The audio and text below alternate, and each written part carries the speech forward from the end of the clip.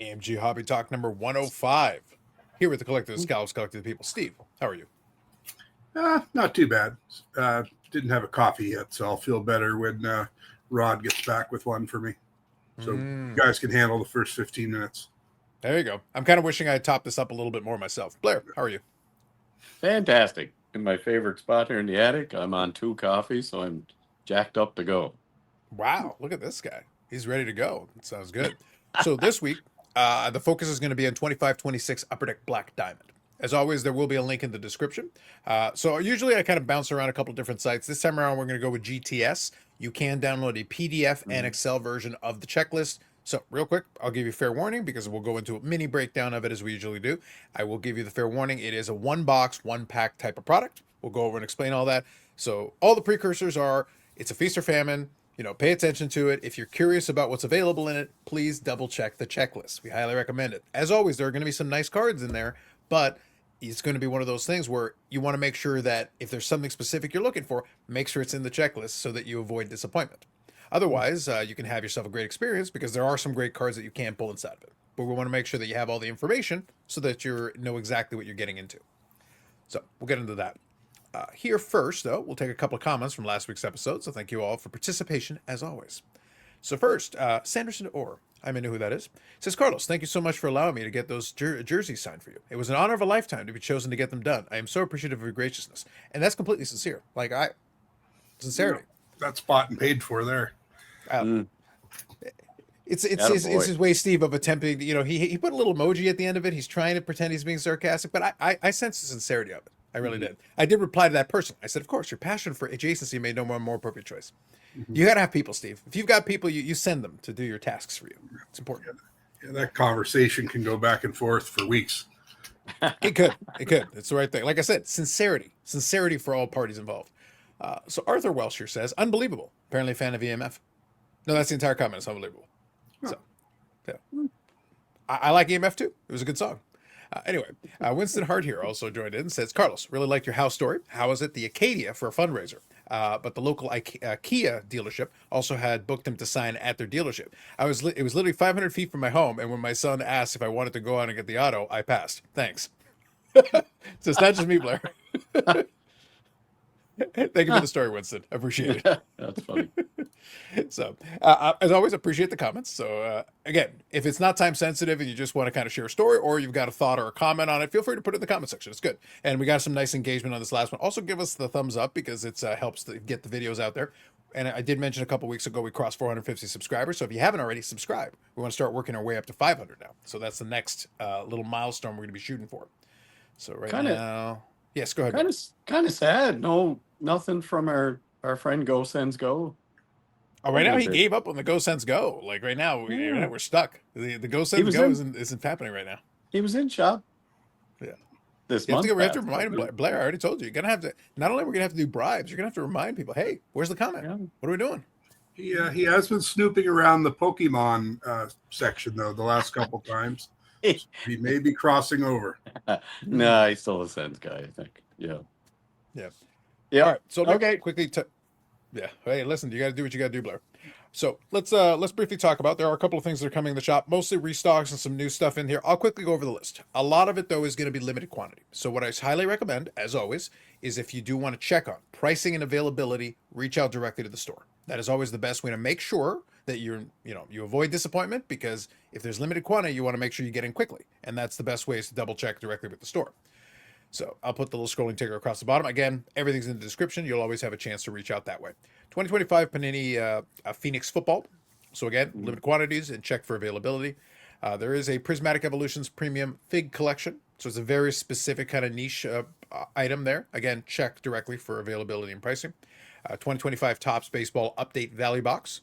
And then the 2026 Topps Basketball Series 1 Mega Box. So we do have that. Again, limited quantities, so check in on that. And the main feature this week is going to be 25-26 Upper Deck Black Diamond Hockey, which we'll talk about here in a couple of minutes. So very specific items. So again, if you want to check in on that, that is the best way. One other quick reminder I'll give you before we get into the meat here is going to be that the AMG Card Show, there's going to be another one coming up here at the end of the month. So a little reminder on that. And here are the dates once again with the times. So 9 a.m. to 3 p.m. These are the upcoming dates here. We've got November 29th coming up here. I'll give you a reminder again next week. December 20th is going to be another one. January 31st, and then February 28th. So this is the next series of those. There is the same time as the last Saturday, Bedford Place Mall. So if you can find the card shop, you can find the card show. Indeed. Sounds good. All right, we got all that taken care of. So let's get into some cards that came in the shop the last couple of weeks. We have been saving them because last week was an Expo-centric episode. So no particular order. I'm going to scan through. You're going to get a bit of a mix of different things. A little bit of modern, a little bit of vintage, a little bit of basketball, football, all kinds of stuff here included. So let me share some of these items here with you.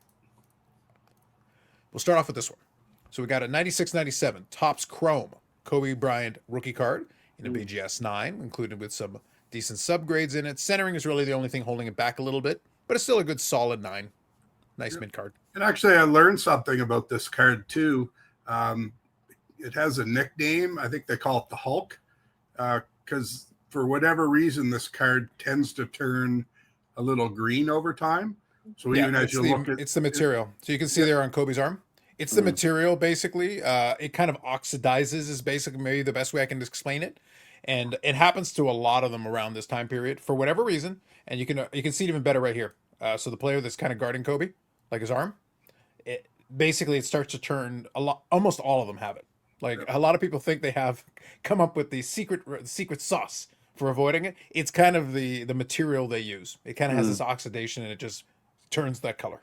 Yep. And I was not like I've had many of these cards. So, someone that's a little more familiar kind of filled me in on it. So yeah, it's kind of neat little tidbit, but yeah. And then you don't really focus on the card. And then once you start focusing, you're like, oh yeah, it is a little green tinge to it.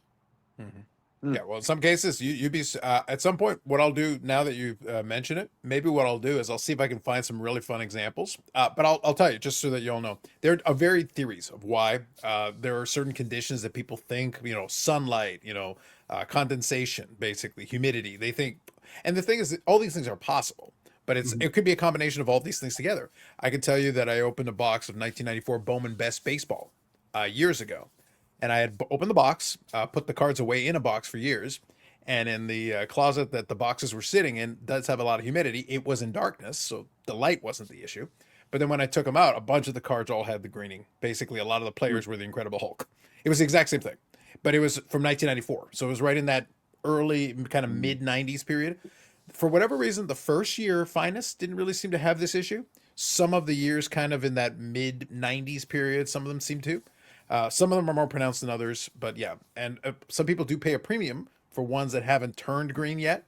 But again, there's no guarantee they won't because a lot of them have, and likelihood is most of them will. So just a little fair warning on that. Yeah. Here's a BVG 9.5 of the Ray Borg 1980-81 OPG rookie card. And this one's interesting because, some people are more keen on the subgrades than others. But right now we've got 10 centering, 10 edges, 10 corners. Really, only the surface held it back. Yeah. Yeah, that's a tough one. And, sometimes I was debating whether to cross that over or not or try. But the more I looked at it, I kind of thought it may have been sheet cut, which, yeah. But, with those grades on it, I was like, you know what? I'm just going to sell as is. I mean, I'm not the original owner, so I'm not 100% sure. But, sometimes you just enjoy the grade in front of you, but it's super tough card. And I think the last one with the same subgrade sold for, over 3,000, which is easy to see. Cause I think the last PSA 10 sold for over 12,000. So I think people that might be thinking about crossing over, might take a stab at a card like this, but still a nice card. The grades are there. For sure. Now I will say one thing, I'll just throw this in kind of since Steve brought it up. Usually when I see subgrades like this, the surface is a telltale sign. So I would give it really high probability. And one important thing is that for years, I don't know if there's still their policy, Beckett would grade sheet cut cards. So it was something they allowed. So as a result, there are cards in the holders, numerous of them. And there's some dealers that are a little bit infamous for having a fair number of sheet cut cards.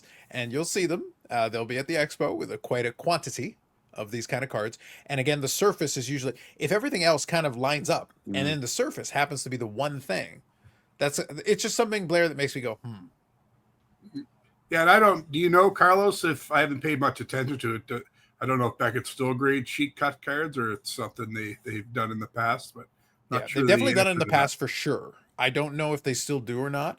I haven't kept too close tabs on them. It's No. something I can look into though. We can double check and we'll follow up on that. But just give everybody so they have all the information. Yeah. Usually that's what I look for. If I see that, it makes me at least think that. Again, do your own research, take a close look at these things, and if you're in the shop, you can take a closer look at the card yourself. Again, it's still a very nice card. Again, a sheet is what the cards came from originally. But at the Yeah. same time, you just got to remember that that means that if that's the case, again, if that's the case, that means somebody after the fact was able to make the card look really nice because they lined everything up and made the edges and the corners and Yeah. everything look good. But you can't do anything about surface. Surface is how- the surface. Yeah, and how it was exposed or what it was subjected to. Yeah. Yeah. Correct. Steve, on the tens, you said last 10, you didn't get, well, you wouldn't have scanned it, but I don't know how many tens there are of Raybor rookies. It That can't be a that I lot. don't know, but just when I was No, kind of okay. contemplating, and then I had asked the owner of the card if because they are older grades, which if it's Mhm. something Beckett doesn't do anymore, Yeah. and we're doing back then, it helps collaborate the story. But even the next card as well came from the same gentleman. He didn't know or he couldn't remember the origin of the cards. Yeah. Right. Gotcha. Because it's So I can just, tell. I mean, it's one of those, I mean, Still a all nice that card. stuff, even from, oh, a beautiful card, Mhm. even, notoriously for, edges and corners and, 79, 80, even Yep. later into the 80s. But yeah, Mhm. tough. So I will Beauty. tell you, just so that just to kind of answer Blair's question, the 80 O-Pee-Chee Ray Bork is a population 37 and 10. Yeah, that makes sense. Yeah. Mm, So they tough. are pretty tough. They're tough to get into that grade for various reasons we talk about. Also, you got to remember O-Pee-Chee. And one other thing that kind of again, we're just want to give you the information. O-Pee-Chee is known for its rough cut. Yeah. Yeah. So Sorry, that's what I meant. Yeah. yeah. So you just take a look at it and go like, Again, things that make you go, And not impossible to get. Not impossible. Nice. No, No, not I impossible. agree. Yeah. But Yep. definitely tough.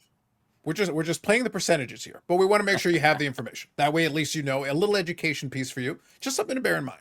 If you see these kind of conditions, at least give it a little extra scrutiny, and then at least you're going into everything with your eyes wide open. All right, so same kind of deal. 88, 89 OPG. This one's in the 10 pristine. So in this one, you've got 10 centering, 10 edges, 10 corners, and a 9.5 surface. So very strong subgrades overall. You got the 10%. You're literally just shy of the black label on this one. Yep. Yep. Yeah, Smidge. couldn't give it that extra 0.5. Mm-hmm. There you go. All right, so moving ahead a little bit here. We got the Jimmy Snuggerud. Snuggerud. I butchered that. No, So this is pretty the good. high gloss out of 10. So we got that on there. So high gloss is a kind of a good one for the young guns. So if you do want to chase some of them, again, obviously not inexpensive, but it's one of those things if you want to pick up some of these more premier kind of young guns, short of the one of ones, the high gloss is kind of traditionally that other one, a kind of higher tier if you're trying to get one of the tougher pieces. Yeah, a lot of times people. Oh, sorry. Go ahead. Oh, Steve. go ahead. No, I was just saying that. Yeah, I mean, tough, and even the exclusives. Out of 100, or now they throw into deluxes of 250, I think. But yeah, the exclusives used to be the ones people look for because at least it was 100. But yeah, the tens are just insanely tough. Yeah. Yeah, and a customer actually pulled that in the store, and I believe we're currently brokering a deal to send this card to St. Louis, obviously to a St. Louis fan. But I get Snuggerud and Scattaboo mixed up, the Giants running back. So Okay. I call Snuggerud Scattaboo and Scattaboo Snuggerud. So it's very confusing. That's why I spent an hour in the Young Gun showcase the other day. Steve asked me for a Scatterboo. I was like over there. I couldn't find it. If you had found it, then maybe you would have. Then that would have been a really big sale. That would have been Yeah. huge. Yeah, I guess I was in the wrong showcase. I should have been in the football. Yep. All right, so here's a pair of Otanis, kind of thematically appropriate, obviously, recently. 2018 Topps Chrome Update, so the pink refractor there in SGC 10, and then the Topps Finest refractor, so both 2018, these are rookie year for both. Refractor out of 10 as well, so two nice clean copies of the Otanis. Sticking with that theme here, we've got 3 more Otanis, all SGC 10s. We've got the 2019 Topps, so that's your second year, but it is your rookie cup. And then you've got a 2018 Topps Gypsy Queen, the green variant, and then the base card as well. Yeah, one customer brought all 5 of those in, and perfect timing to sell it. I was shocked how much of an uptick they had, but so I bought them and put them in the showcase. And I remember one customer came in and said I was asking too much for a particular card, and 30 minutes after he left, it sold. So, I told you I could sell. I like the Steve's response. It's just, Yeah. Yeah. That'll show him. There you go. All right, so here we got a Jalen Hurts here, 2020 Panini National Treasures. This is the collegiate version, and I like the patch on this one. Always, I will recommend to everybody, just double check, because Panini is kind of bad about this. A lot of them are kind of not from any specific event. National Treasures has a little bit of a hit and miss with that, but on the back of the card, it'll tell you. Always double check the back of the card, and then you'll get the answer. Generally speaking, with these ones, it's about the aesthetic. So as long as you know what you're getting, again, just check it. It says literally on the back. It'll tell you. As long as you like the aesthetic, though, I like the patch look on this one, and it is an on-card auto, which is nice. Yep. And that one is numbered to 5. So we got a 1952 Topps Willie Mays. So nice second-year Mays here from Bowman in SGC 1. That's a good clean copy, though, for a 1. That's not bad. Yeah, and very affordable, too, like the Bowman compared to the Topps. Great eye appeal, and like I said, it's a lot easier on the bank account to attack the Bowmans. And then to finish things off here, we got a Warren Spahn autographed on there. So this one's in a 1/5, but with a 10 autograph on there. So 57 Topps is my favorite, but you do have an image on there. This is the first year that they actually introduced, for Topps at the time, they introduced what is now the standard trading card size. Because 56 Topps was the last year you had the larger form factor. And then this is the first year that started this became the standard, 2.5 by 3.5, I think it is. And after that, henceforth, this was the standard trading card size. So there's your innovation piece. Again, always kind of been an ugly set. The colors feel a little washed out on some of these, but the autograph on it kind of adds a nice little element to it. I kind of like the fact that we throw that in there. All right. There's some cards that came in the shop. And again, you can always inquire within if there's anything that just catches your interest. So we got a mix of different things in there. Autographs, all kinds of high-end Rayborks. Yeah. Some football, some Otanis, all kinds of stuff there. All kinds of stuff there this time.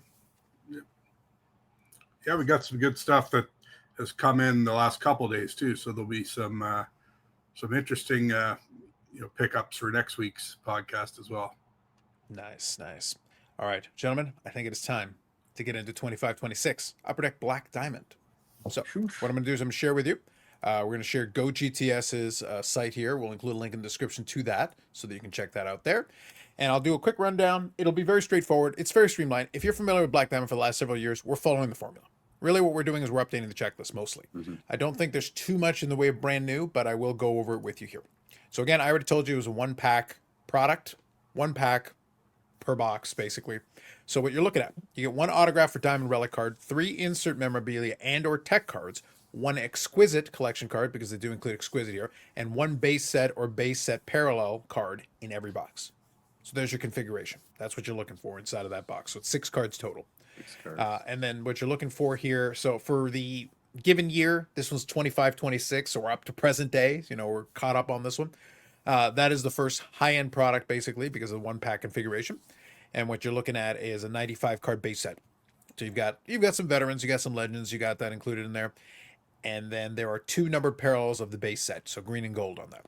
So 10 boxes, 1 pack per box, 6 cards per pack, 2 5 count inners. So there's your case configuration, basically. So I already mentioned the breakdown here. They do include it here in a nice succinct manner. So you want to make sure you pay attention to that. You do have several different parallels. You use kind of the diamond, the manufactured diamond kind of gimmick that goes with that for diamond relics. So you've got that. Band of Color is one that is a big popular one. It's a nice looking card, basically. It's mostly for the aesthetic there. You've got veterans numbered to 25, rookies numbered to 26. You got gemography, so you got the autographs there included. Important note, they are sticker autos predominantly. I believe they're almost entirely sticker autos in this product, so just bear that in mind. That is part of it. You've got what's called Diamond Stars, Diamond Legends, Diamond Futures insert cards. Regular cards numbered to 249. So it is kind of a low end, it is kind of a low numbered product. So it is relatively short printed. Let's see here. Premium Relic Autos, Purple Diamond Relic Autos, Pure Black Diamond Relic Autos. So that's the one of one for you. And they do have a Four Nations Face Off theme here. So 4 NFO content brought in. Team logo jumbo patches in there. So you've got that included. Hockey history. I'm just seeing if there's anything that kind of stands out as new. Oh, here we go. A new patch insert commemorating the top leaders in the NHL. So they call it the captain's patches. So you've got a list of captains around the league, including a large manufactured C patch. Collect the base version out of 99. Look for the gold and gold autograph that are numbered each year. The player became their team captain. So that could be potentially interesting. I'd be curious. Now I have to check the checklist. If they're doing the captains, I'm curious if they would throw Jimmy Benn in there. Because he doesn't get into a lot of these sets at this point. But if it's a captain themed, he is the longest tenured Dallas captain. So it would probably make sense if you're going to include all the captains to throw them in there. One important thing though, and it said, and I read it out loud for you. A lot of these patches are manufactured, so just make sure you pay attention to that. Again, they're going mainly for the aesthetic, so just bear that in mind though. But just don't pay too much thinking it's game used. Always check the back of the card. It'll make it very clear, even if you're not sure. It will make it clear. They will usually designate it as such that you know what's going on. Let's see here if I can get this to load. Okay, so the image isn't loading. So I'll see if I can pull up some images for it. So overall, conceptually, you guys have seen the Black Diamond over the past several years. Any thoughts in particular about this particular one? Any feedback that people give on this one, generally speaking? I mean, it's an attractive looking set, and like the other, one pack issues, it's kind of a feast or famine. So, prepare yourself for that and accept the consequences of your decisions. Yeah. I like the way you phrase it. Blair, I like the way you phrase it. Accept the consequences of your decisions. Yeah. We at AMG hold no responsibility for the loss of your funds. No, no, it's always a popular set. I mean, we still get people, and it is a higher end, kind of higher price product. Steve kind of knows where we'll kind of be at on it, but it always sells well. It's and it's, I guess Demidov will be the big rookie chase plus the couple other guys. So I expect it'll go well. But I mean, it has enough in it, and people like that kind of diamondy theme. I think they do usually a nice job on it, and they do sneak exquisite in there as well. So if you do enjoy some of the exquisite cards, they put that in there as well. I just wanted to show you some of the mock-ups here. The other one didn't want to load, but I can still show you some of the mock-ups and some of the cards so you can at least see. So here's an example of the team logo jumbos. So again, manufactured patches. So again, just be aware of that. These are not game used of any kind, but they do clearly state that. So it's not like Black Diamond is hiding that from you, but just take it for what it is. It's an aesthetic choice to try to give you something that you may be interested in looking at. And they throw exquisite in there, as I mentioned. So what I'll do is I'll include this checklist, and I'll include the other checklist as well, so that you can see.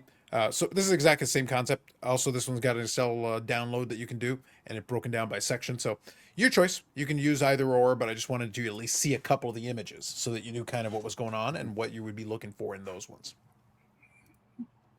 Yep. All right.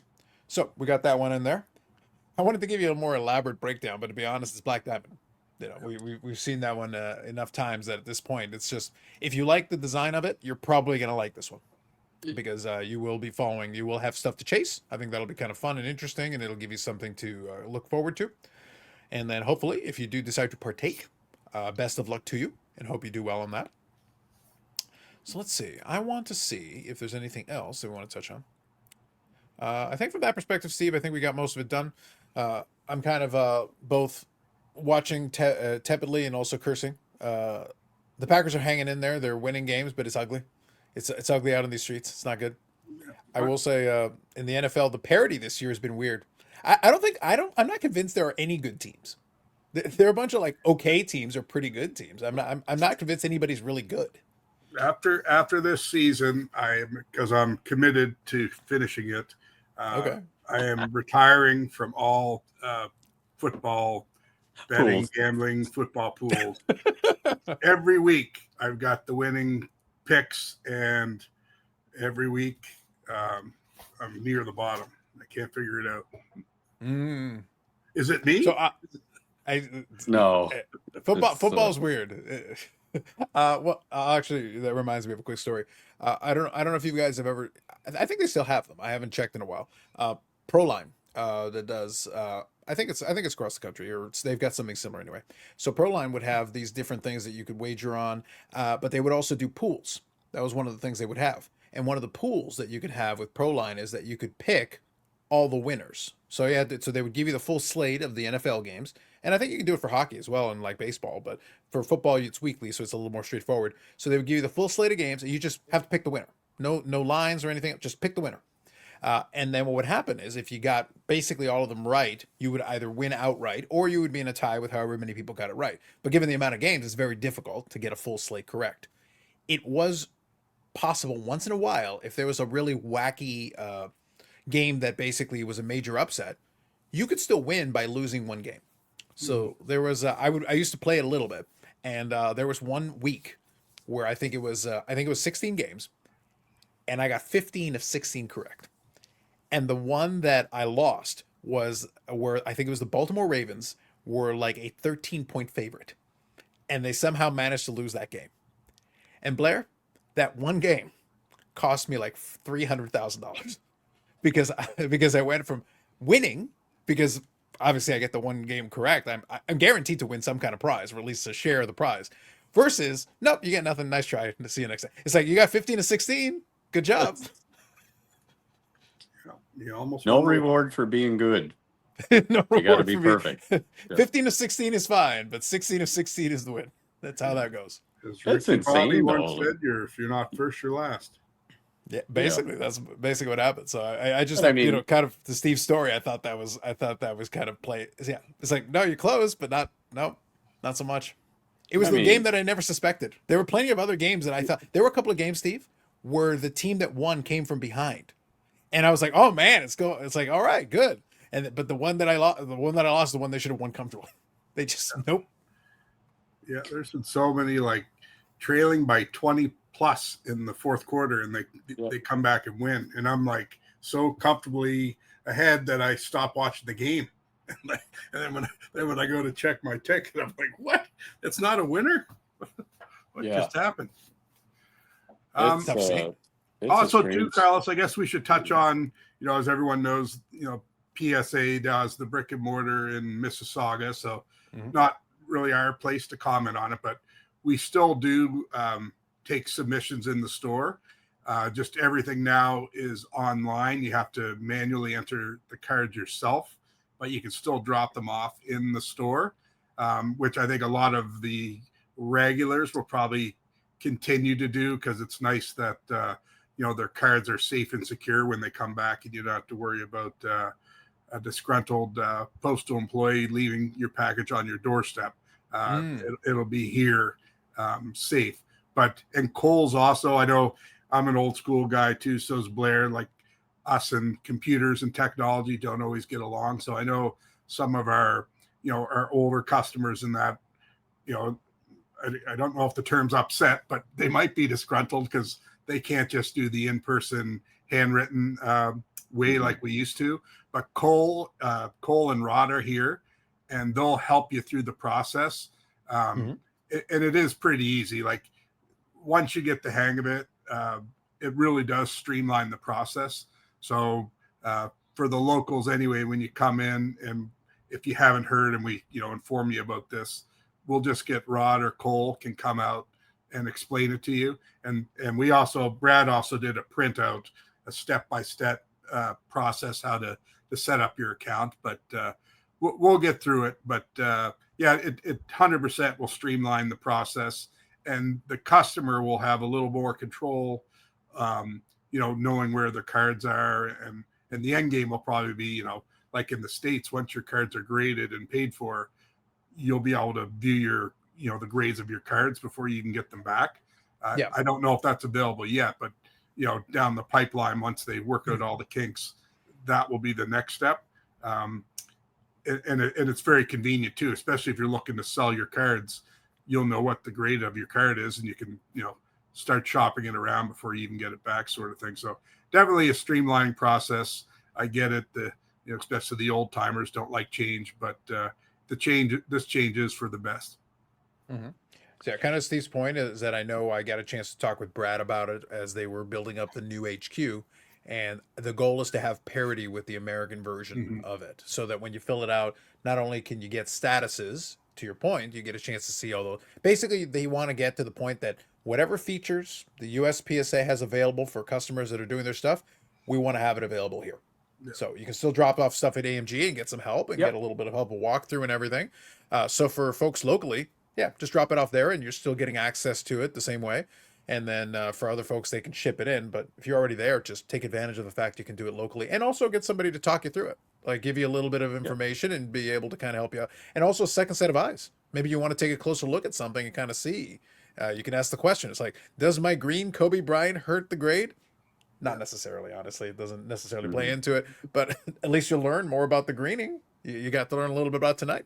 Yeah, and Blair and I don't work for PSA, so by all means, you can ask Blair and I. Like if you ask Cole, he's employed by PSA, but Blair and I we might be able to save you a few dollars. We might say, I'd grade those ones or this one, I don't know. It's a personal choice. If you want to, go right ahead. So there's nothing wrong with asking, getting our 2 cents. We've been around for a little bit, and because we're just providing a pick up and drop off basically. But like Carlos touched on it, it will be nice. Like you said, we're going to be, with parity with the US, because we do answer lots of questions like, how come I can't see the grades on my cards? And it was just something that wasn't available here. So end game is you'll be able to do everything that they're doing in the States will be here, and it'll be a level playing field. So it like I said, working out some of the kinks, but the end game, it will be rewarding, and it will be very smooth as well. And it should hopefully speed up the grading process. I know they're a little, heavy right now, just getting over the Toronto show and that, but streamlining's the name of the game.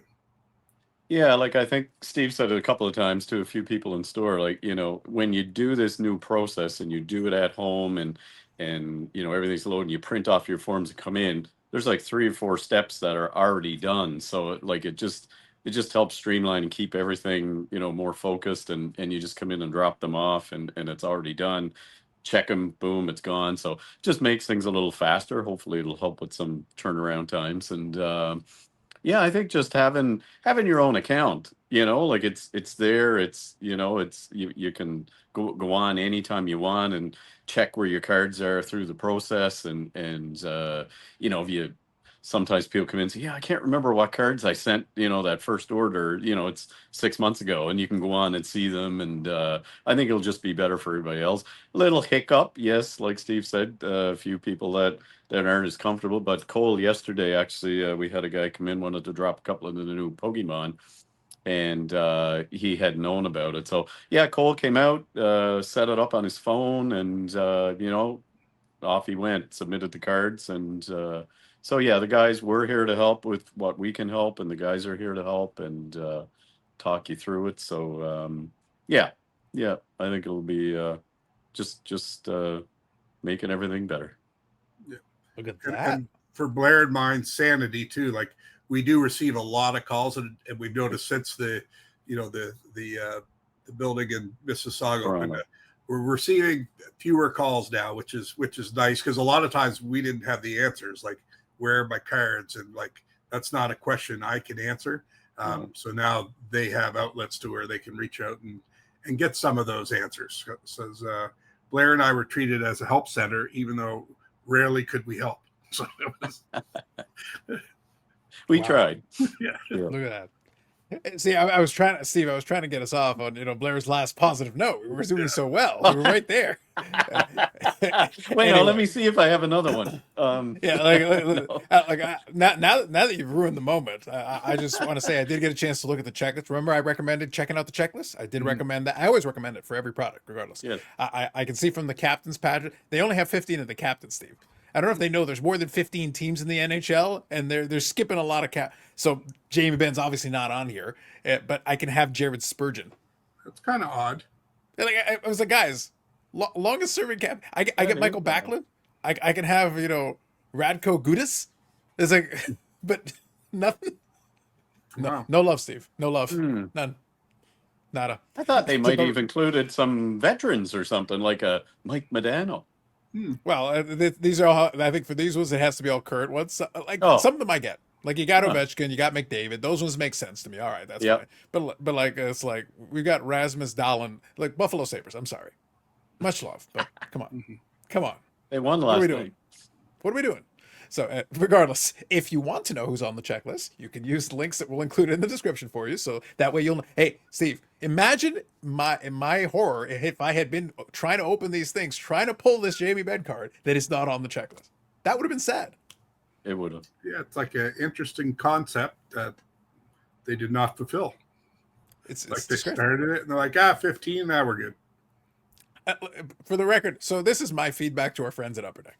If you're going to do this, put all the teams then. Like, I'm sure the fans of some of these, by the way, 15 also means that a bunch of other teams are missing.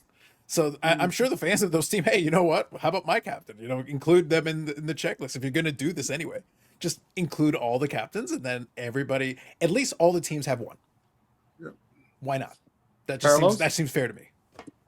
If you didn't check the checklist, you would be needlessly spending your funds on Black Diamond to get a Jamie Benn when you could have bought AEW. It would be a fruitless pursuit. Fruitless And- effort. Now I have to focus all my energies on trying to extract the AEW from Steve's. You know, he's clutching it. He's been clutching it for weeks. I've been watching. Anyway, all right. So that's it for this one. Again, links in the description to everything if you want to check it out. If you have any questions or anything related to it, again, pricing or availability. If you have questions on either one of these things, always reach out directly to the store. And you got questions about any of the services or anything provided, you can check out in the store. Cards in the shop, if any of that interests you. Sometimes they'll already be sold by the time we get a chance to show it to you. However, if it is available, you can still ask the question included in there. If it's less time sensitive, then just feel free to put a comment in the comment section. We'll check it out on the following episode and kind of answer it or respond to it. Otherwise, then hit the like. Let's get some more subscriptions there. Let's bump it up a little bit. I don't want to send Blair out there bribing people yet. We're getting there, but we're getting close. We're 6 away. I want to get 6 away to tie, 7 to get ahead of the other channel. We're this close. Getting I there. like it. All right. So for bonus Blair there in the attic, Steve, the collector of scallops, collected people. That's it. Episode 105. We'll catch you in the next one.